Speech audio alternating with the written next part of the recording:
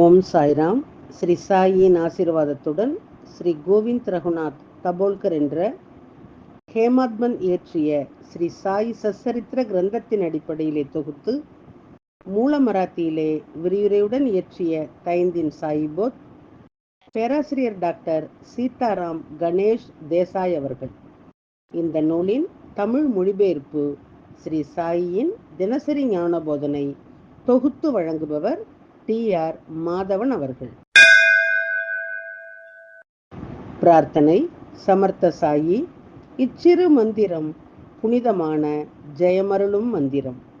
இது இனிய பக்த பாவ மோக்ஷ சூத்திரம். அவரது புனித வாழ்க்கை வரலாறு மதுரம். சாய்நாதர் கடவுள் பக்தியுள்ளவர், தர்மத்தை பின்பற்றும் பிரபஞ்ச பாலகர். இப்போது இவர் வாழ்க்கை வரலாற்றை பாடுங்கள். மன அமைதியை பேணுங்கள். ஈஸ்வர் அல்லாஹ் ஒருவரே கூறுவார், கடவுளில் வேறுபாடு இல்லை என்பார். சாய்ராம் உங்கள் அன்பான சொற்கள், பக்தியும் மரியாதையும் அருளும் வார்த்தைகள்.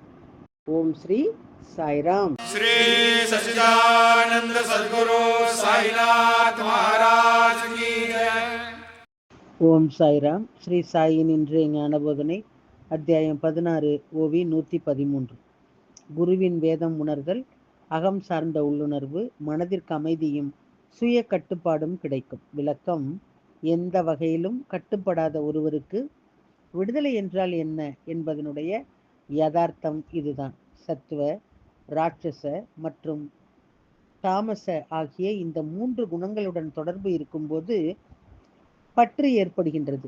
யாரும் இல்லாத இடத்திலே வேறு யாரையாவது யார் கட்டி போடுவார்கள்? யார் யாரை காப்பாற்றுவார்கள்? இருமை மற்றும் இருமையற்ற தன்மை இரண்டும் மறைந்து போகும்போது யாரும் கட்டுண்டவர்களோ அல்லது சுதந்திரமாகவோ இருக்க மாட்டார்கள். சூரியன் பகலையும் இரவையும் படைக்கிறதா? இது பார்வையாளரின் பார்வை குறைபாட்டினுடைய விளைவாகும். சூரியன் அதிலிருந்து பிரிந்து விட்டது. நானே செய்பவன், நானே அனுபவிப்பவன். இந்த பெருமை சொர்க்கம், நரகம், இன்பம், துன்பம் ஆகியவற்றை அனுபவிக்கும் விருப்பத்தை அதிகரிக்கின்றது. ஆன்மா நித்தியமானது, பிறப்பு மற்றும் அழிவிலிருந்து விடுபட்டது. அவர் நித்தியமானவர், எல்லையற்றவர்.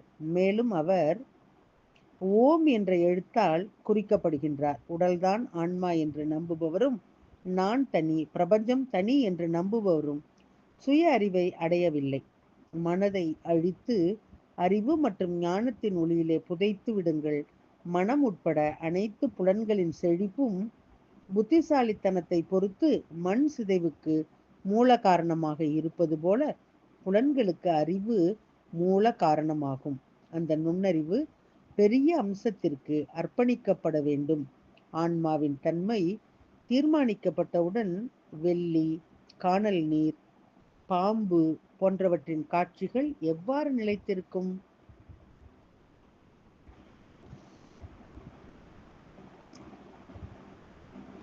ஆன்மா சுயமாக இருப்பதும் காரணமற்றதும் ஆகும். பழையதும் புதியதுமாக 3 காலங்களுக்கு கட்டுப்பட்ட ஒரு ஆன்மா இருக்கின்றது. ஆன்மா ஒளியை போல பிரிக்க முடியாதது. அது பிறப்புக்கும் அழிவுக்கும் அப்பாற்பட்டது.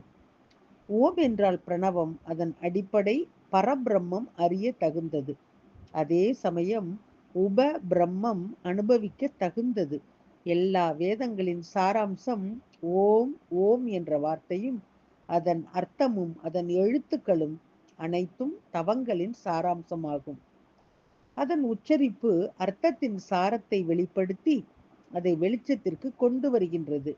அத்தியாத்மீகம், அதிபூதம், அதி தெய்வம் ஆகிய 3 உணர்வுகளால் எப்போதும் நிறைந்திருப்பவர்கள் இந்த நற்பேரை எவ்வாறு அடைய முடியும்?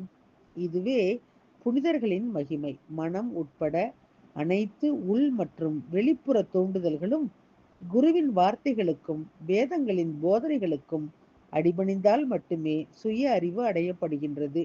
அப்போதுதான் உண்மையான நுண்ணறிவு அடையப்படுகின்றது.